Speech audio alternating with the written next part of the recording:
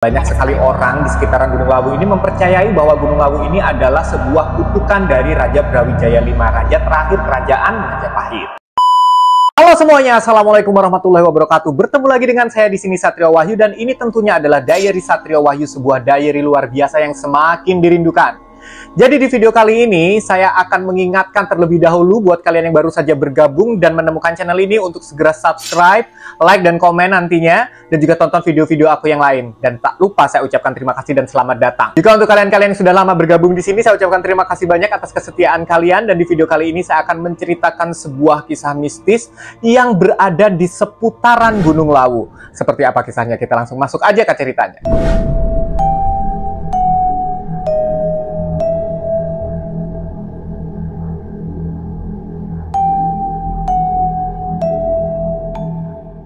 Jadi Gunung Lawu ini adalah sebuah gunung yang terletak di perbatasan Jawa Tengah dan Jawa Timur yang memiliki puncak setinggi 3.265 km di atas permukaan laut, yang kemudian hal ini menjadi sebuah tantangan untuk para pendaki menaklukkan puncaknya tersebut. Dikenal memiliki panorama yang indah sehingga para pendaki pun banyak yang berbondong-bondong untuk menaklukkan puncak ini. Tetapi selain itu, ternyata Gunung Lawu ini juga menyimpan berbagai macam kisah mistis yang dipercaya oleh masyarakat sekitar, juga para pendaki yang sudah pernah mendaki gunung ini.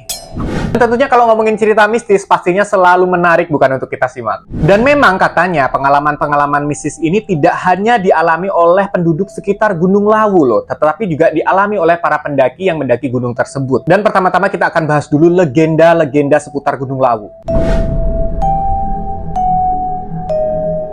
Cerita mistis di Gunung Lawu diawali oleh kepercayaan dari masyarakat yang sudah melegenda bahwasanya banyak sekali orang di sekitaran Gunung Lawu ini mempercayai bahwa Gunung Lawu ini adalah sebuah kutukan dari Raja Brawijaya V, raja terakhir kerajaan Majapahit. Jadi Gunung Lawu ini memiliki 3 puncak ya. Yang satu adalah Hargodalem, Hargodumiling, dan juga yang ketiga Hargodumilah. Dan ketiga puncak ini diyakini oleh masyarakat sekitar dikuasai oleh 2 makhluk gaib. Yang pertama adalah Dipa Menggala, yang kedua adalah Wangsa Menggala. Jadi menurut kepercayaan masyarakat sekitar, 2 makhluk gaib ini tadinya adalah manusia, yaitu pengawal pribadinya Raja Brawijaya V saat mengasingkan diri ke sana. Dan kemudian diangkat menjadi penguasa dan patih yang membawahi para makhluk halus yang ada di sana. Dan setelah menguasai Gunung Lawu, Dipa Menggala bergelar sebagai Sunan Gunung Lawu, sedangkan patihnya Wangsa Menggala bergelar sebagai Kiai Jalak. Ketiga puncak Gunung Lawu ini dianggap sangat-sangat sakral, apalagi Hargodalem yang diyakini banyak sekali orang sebagai tempat menghilangnya Prabu Brawijaya V.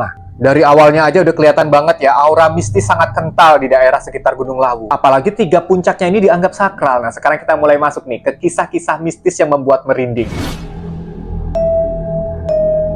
Selain diyakini Gunung Lawu ini memiliki asal-usul yang luar biasa, ternyata Gunung Lawu ini juga memiliki kisah mistis yang cukup membuat para pendaki dan masyarakat sekitar merinding. Yang pertama adalah terdapatnya pasar setan. Jadi selain Gunung Arjuno, ternyata Gunung Lawu juga diyakini oleh para pendaki dan masyarakat sekitar memiliki pasar setan. Jadi para pendaki dan masyarakat sekitar sangat meyakini kalau pasar setan ini benar-benar ada di puncak Gunung Lawu. Dan konon katanya kalau kalian itu mendaki Gunung Lawu melewati jalur Cetho, kalian akan bisa terkadang mendengar sayup-sayup suara keramaian, padahal sepi, nggak ada apa-apa. Jadi seolah-olah kalian sedang berada di tengah-tengah pasar. Jadi biasanya para pendaki akan dinasehati terlebih dahulu oleh para juru kunci, supaya nanti seandainya mereka melihat seolah-olah ada pasar dan mereka ditawari barang apapun itu, dilarang membeli. Karena menurut juru kunci di sana, orang-orang yang menjual barang dan menawarkan terhadap para pendaki tersebut bukanlah manusia, melainkan adalah para penghuni pasar setan. Kemudian kepercayaan selanjutnya yang merupakan kisah mistis juga, kepercayaan seputar dunia mistis, adalah jumlah pendaki. Di mana jumlah pendaki dalam satu rombongan ini diyakini tidak boleh berjumlah ganjil.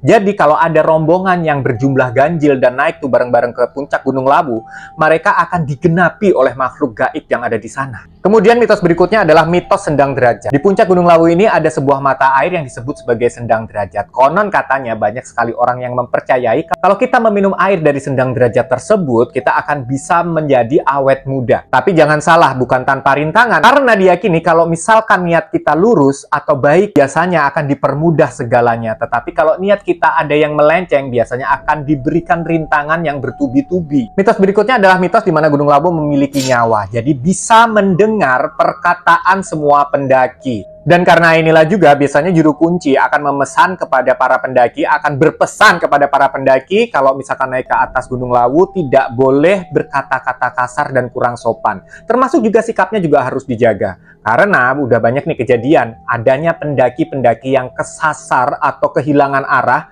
karena dipercaya pendaki tersebut melakukan hal dianggap kurang sopan atau bahkan meremehkan mitos-mitos tersebut. Kemudian berikutnya adalah mitos Kiai Jalak. Ada kepercayaan seputar Prabu Brawijaya V dan kedua pengawal setianya, yaitu Sunan Gunung Lawu dan juga Kiai Jalak. Jadi masyarakat sekitar itu percaya kalau Kiai Jalak waktu meninggal ini berubah benar-benar menjadi seekor burung jalak. Burung jalak ini biasanya menampakkan diri kepada para pendaki yang sopan dan memiliki niat baik. Dan konon katanya, kalau ada seekor burung jalak yang mengikuti kita saat mendaki Gunung Lawu, itu tandanya kehadiran kita itu disambut oleh para penghuni gaib di sana. Sebenarnya mitos-mitos seputar Gunung Lawu dan kejadian-kejadian mistis ini sudah banyak sekali terjadi dan diyakini oleh masyarakat secara turun-temurun, secara tutur. Dan ada baiknya jika kalian suatu saat nanti mendaki Gunung Lawu, maka sebaiknya kalian menjaga tutur kata, sopan santun, dan juga tidak meremehkan apapun juga nasihat dari para juru kunci. Soal benar dan tidaknya, juga nggak ada salahnya kalau kita bersikap sopan dimanapun kita berada, bukan? Gimana nih di antara kalian yang ada di sini, yang nonton aku di sini, apakah ada sudah di antara kalian yang sudah pernah naik ke puncak Gunung Lawu? Apakah benar-benar indah? Pengen aku jadinya naik gunung. Thank you banget ya udah menyimak video ini dari awal sampai akhir. Jangan lupa subscribe bagi yang belum, bagi yang sudah saya ucapkan terima kasih banyak. Sampai ketemu, semoga kalian dilimpahkan rezeki halal yang melimpah ruah dan barokah, kesehatan, keselamatan dimanapun kalian berada. Salam semakin viral. Assalamualaikum warahmatullahi wabarakatuh. I love you.